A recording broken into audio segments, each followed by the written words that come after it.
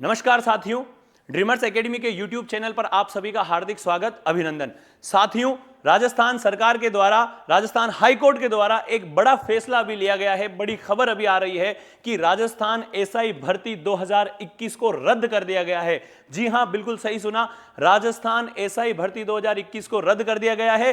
क्या बड़ा फैसला आया है, क्या ऐतिहासिक फैसला आया है, उसकी पूरी जानकारी डिटेल में अब जो विद्यार्थी जो इससे प्रभावित हुए हैं, जिस प्रकार कुछ विद्यार्थी इससे खुश हैं, कुछ विद्यार्थी इससे नाराज हैं, किस प्रकार से आगे उनको क्या स्ट्रेटेजी रहने वाली है, किस प्रकार से आगे उनको क्या करना चाहिए, उस पूरी की पूरी बातचीत इस वीडियो में अपन करेंगे। तो वीडियो के अंत तक जरूर बने रहें और शुरुआत करते हैं इस वीडियो की। देखिए साथियों कि राजस्थान एसआई भर्ती 2021, जैसा कि अगर आप राजस्थान की जो किसी भी प्रतियोगी परीक्षाओं की तैयारी करते हैं या राजस्थान से हैं, तो यह बड़ी चर्चित भर्ती रही है। इस भर्ती में जो धांधलियां हुई थी, जो पेपर आउट के जो आरोप लगे थे इस भर्ती पे, जब एसओजी आई थी, उसकी जांच, पूरी जांच बैठी थी, उस पूरी की पूरी जानकारी के बाद हाई कोर्ट ने, पहले ये सिंगल बेंच पे गया था, वहां से इसको वापस आगे भेजा गया और फिलहाल अभी की जो खबर है, हाई कोर्ट का जो ऐतिहासिक फैसला आया है, वो क्या फैसला है कि इस वैकेंसी को क्या कर दिया गया है साथियों, रद्द कर दिया गया है। जी हां, बिल्कुल सही सुना, इस वैकेंसी को रद्द कर दिया गया है। तो लाखों जो एस्पिरेंट्स हैं, उनके भविष्य पे क्या असर आने वाला है, इस ऐतिहासिक फैसले का क्या विश्लेषण है, आगे की क्या रणनीति होगी, इसको लेकर अपन एक एक करके बात करते हैं। चलिए तो शुरू करते हैं। साथियों, समझना इस बात को, एसआई भर्ती 2021 की जो वैकेंसी थी, ये विवादों का पूरा एक सफर तय करके आई है। किस प्रकार ये विवादों में रही, एक एक करके इसकी पूरी क्रोनोलॉजी समझते हैं। देखिए, सबसे पहले जो इसका नोटिफिकेशन है एग्जाम का, वो 2021 में आयोजित हुई थी राजस्थान की एसआई भर्ती। जब ये एग्जाम 2021 में हुआ, इसके बाद जब ये मतलब विज्ञप्ति आई, उसके बाद जब पेपर हुआ, तो पेपर बड़े स्तर पे, ध्यान देना साथियों, बहुत बड़े स्तर पे इसकी धांधली की शिकायत आई थी और ये बड़े स्तर पे पेपर आउट होने के, पेपर लीक होने के आरोप लगे थे उस टाइम पे। और जब ये आरोप बहुत ज्यादा बड़े स्तर पे लगे, तब वहां पे एंट्री होती है किसकी, एसओजी की। और एसओजी इन्वेस्टिगेशन करती है और इन्वेस्टिगेशन में क्या क्या चीजें मिलती है। देखो, एसओजी क्या है, अगर आप राजस्थान प्रतियोगी परीक्षाओं को समझते हैं, अगर आप राजस्थान से हैं, अगर आप इस बारे में थोड़े से भी जागरूक हैं, तो आप जानते होंगे कि एसओजी क्या है। स्पेशल ऑपरेशन ग्रुप, वो जो इस प्रकार की राजस्थान की जितनी भी जो भर्तियां हुई है, उनमें अगर धांधली की कहीं बात आती है, तो उसकी जांच करने के लिए जो टीम गठित की गई है,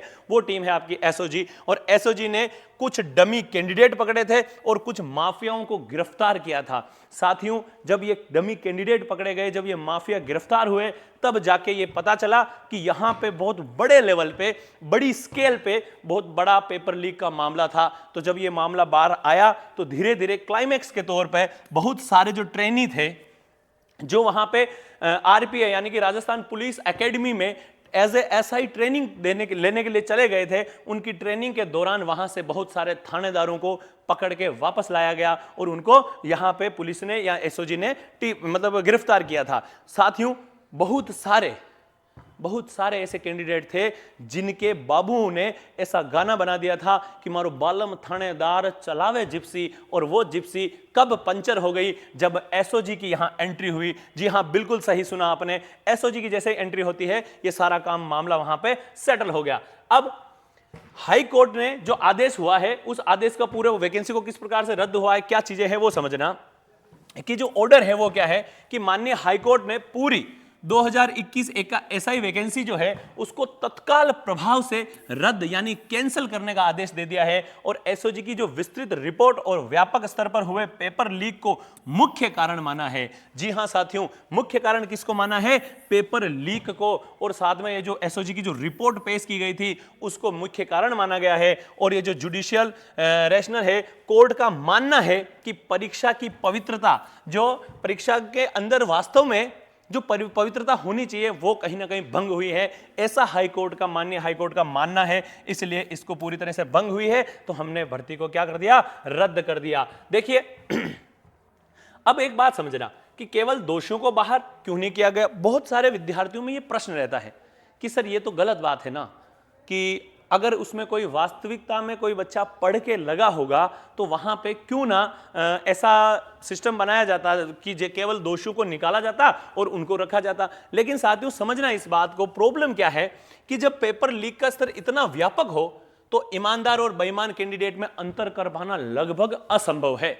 और अगर जैसे आप इस क्रोनोलॉजी को समझिए कि जैसे मान लो यहां पे एक माफिया पकड़ा गया, इस माफिया के इधर इधर इधर इधर इधर सारे कॉन्टैक्ट्स थे, इस कॉन्टैक्ट के थ्रू यहां कॉन्टैक्ट हुआ, इसके थ्रू यहां कॉन्टैक्ट हुआ, इसने यहां किया, इसने यहां किया, यहां गए, ऐसे पूरी की पूरी एक मतलब यूं समझ सकते हैं आप पूरी चेन बनी हुई थी इनकी। तो अगर आप इस वाले कैंडिडेट की बात करेंगे तो आप ये जरूर मान सकते हैं कि इसका इससे कोई लेना देना नहीं है, लेकिन डायरेक्ट इनडायरेक्ट कहीं ना कहीं से तो ये इससे जुड़ा हुआ है। और अगर ये जुड़ा हुआ है तो शायद हो सकता है ये भी इस पेपर लीक में कहीं ना कहीं शामिल हो। तो इस हिसाब से फिर जो माननीय सुप्रीम जो हाई कोर्ट है उन्होंने कहा कि भाई ऐसा नहीं होगा, हमें इस पूरी भर्ती को ही रद्द करना पड़ेगा।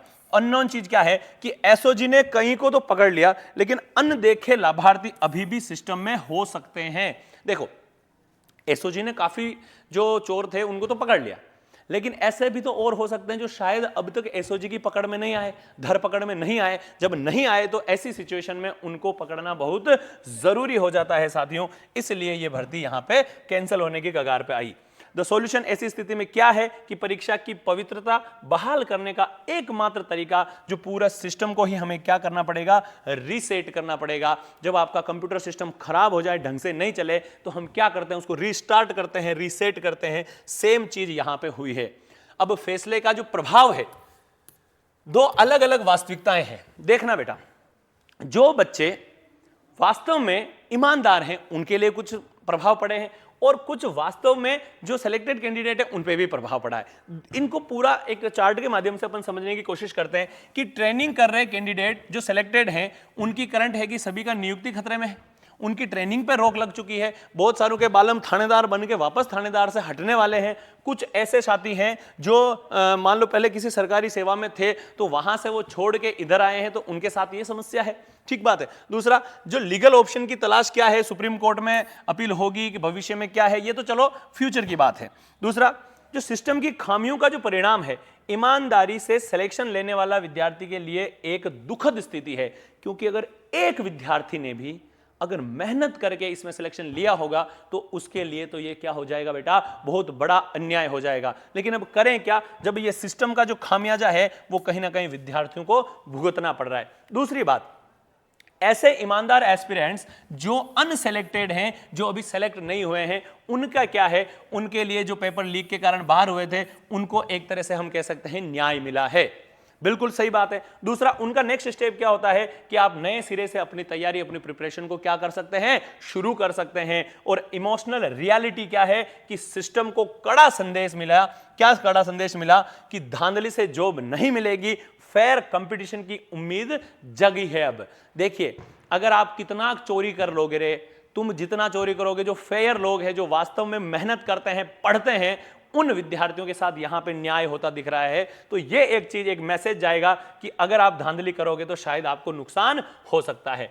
अब जो होना हो तो हो गया। सर ये तो हो गई बातें पहले की, अब हम क्या कर सकते हैं? तो देखिए बेटा, अब आगे आप क्या कर सकते हो कि आरपीएससी के जो पूरा डिसीजन का जो ट्री है उसको समझते हैं कि ऑफिशियल स्टेटमेंट का एक तो आपको इंतजार करना है कि अब आरपीएससी क्या स्टेटमेंट देती है, या वो उसका री एग्जाम कराती है उसी वैकेंसी में, या उसमें और कोई जोड़ती है, या जो पुराने कैंडिडेट हैं जो उसमें पार्टिसिपेट किए थे, कोई ओवर एज हो गया तो उनको कुछ देती है, या सीधा उनको मौका मिलता है, या जो प्रक्रिया है अपेक्षा कुछ तेज हो सकती है, यानी अभी थोड़ा फास्ट अगर प्रोसेस है तो वो सारी चीजें अभी देखने को होगी। अब फ्यूचर में क्या होता है, भविष्य के गर्भ में क्या है, अभी हम नहीं कह सकते। दूसरी बात, जो नई नोटिफिकेशन है, नए सिरे से जो भर्ती है, अगर वो निकाले तो जो नए छात्र हैं उनको मौका देगी। या एक क्रिटिकल क्वेश्चन, जो नए छात्रों को अगर मौका देगी तो वहां पे एज लिमिट वाला जो फैक्टर है वो देखने को मिलेगा। क्या पुराने जो कैंडिडेट हैं उनको आयु में छूट मिलेगी, या इस सरकार पर फैसला अहम होगा कि भाई ये इस प्रकार से